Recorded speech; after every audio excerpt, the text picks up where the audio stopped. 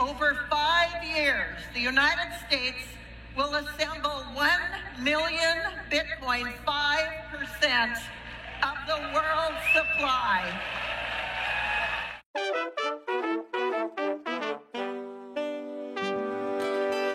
It's Monday, July 29th, and this is Markets Daily, hosted by me, Jen Sanasi. On this show, we navigate the currents shaping the crypto markets, providing insights against the broader financial landscape. So whether you're actively trading or simply fascinated by the volatility of the crypto markets, this show is your compass to understanding what's happened, where we are, and where we're going. Good morning, everyone, and happy Monday. It was quite the weekend. Saturday was abuzz with comments that politicians were making at the Bitcoin conference in Nashville. Former President Donald Trump promised to maintain a strategic national Bitcoin reserve and never sell the government's seized Bitcoin. So that had me asking, what could a Bitcoin reserve look like?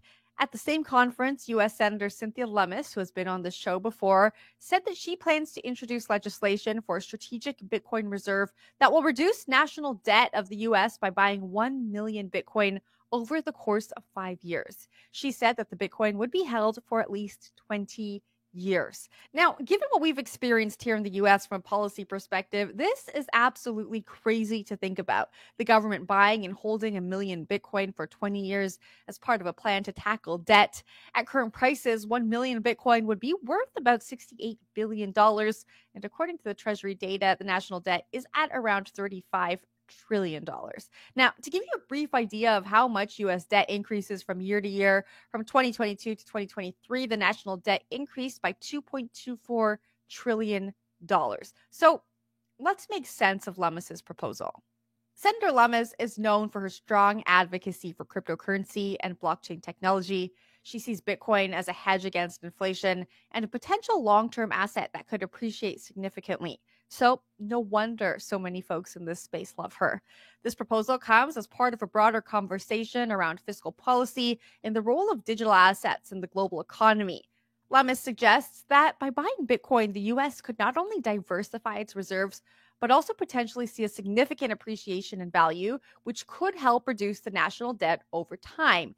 The idea is that as Bitcoin's value increases, the assets held by the government would increase in value, thereby offsetting some of the national debt.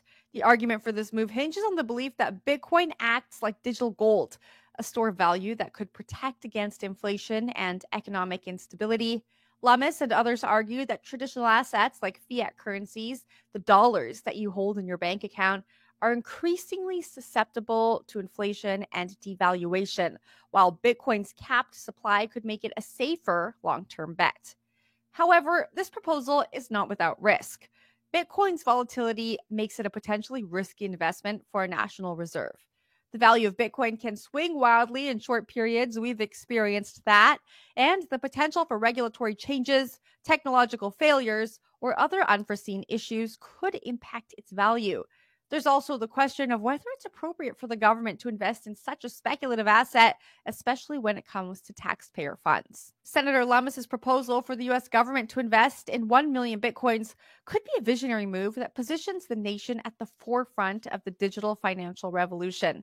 As the first major government to back Bitcoin, the U.S. would signal strong confidence in the cryptocurrency's potential as a global reserve asset, akin to digital gold, likely pushing the price up. By investing in Bitcoin, the government could leverage its scarcity and growing adoption as a hedge against inflation and fiat currency depreciation. Bitcoin's fixed supply of 21 million coins contrasts sharply with the endless printing of fiat money, making it a potentially robust store of value over the long term. As more institutional investors and countries consider Bitcoin as a legitimate asset, the value of the government's holdings could appreciate significantly, providing a unique opportunity to reduce the national debt. Now, this bold move could accelerate the maturation and integration of blockchain technology into mainstream finance, boosting innovation and economic growth in the U.S. The government's endorsement might also foster a more favorable regulatory environment for cryptocurrencies, encouraging further adoption and technological advancement. In summary, while not without risks, Llamas' proposal to invest in Bitcoin could be a strategic play to capitalize on a rapidly growing asset class, potentially offering significant financial returns and cementing the U.S.'s leadership in the digital economy at a time when the U.S. has fallen behind. Now, at the same time, we can't ignore the centralization risks. I've said this on the show before. If the US government holds a large portion of Bitcoin, it could wield disproportionate influence over the market. The concentration of ownership could lead to concerns about market manipulation, whether intentional or accidental.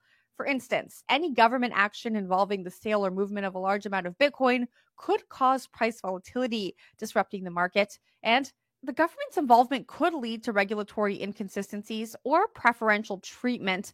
If the government becomes a major stakeholder, it could influence regulations in ways that benefit its position, distorting competition and innovation.